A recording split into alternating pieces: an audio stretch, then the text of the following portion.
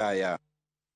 Jan migao mochung' ne jotije mag piny owacho Geoffrey Ruku okwedo rumbi moko madhi nyime ne piny owacho okosebedo ka chwalo omenda ma ing'ade osach jotije piny owacho ka ichwalo ne okumba mag thieth.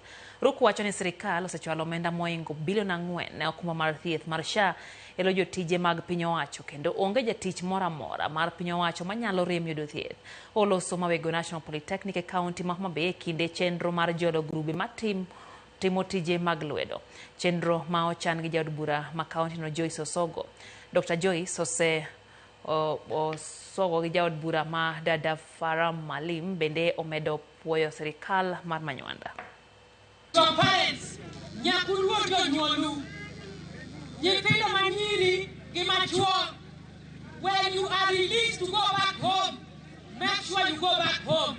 Okibale tok duka ng'ato, inyoni chip kisoda, ng'ato liko nindo kodi, temako ich, nyathi koko mako ich, onyuolo nyathi, to wuon nyathi be nyathi. All the public servants in the Republic of Kenya, lazima tujitume, lazima tuwajibike kufanyia wananchi wa Kenya kazi vile rais anafanyia wananchi wa Kenya kazi.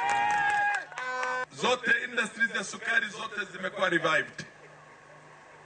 Cost of living, right now it is less than half of what it was when he took over power.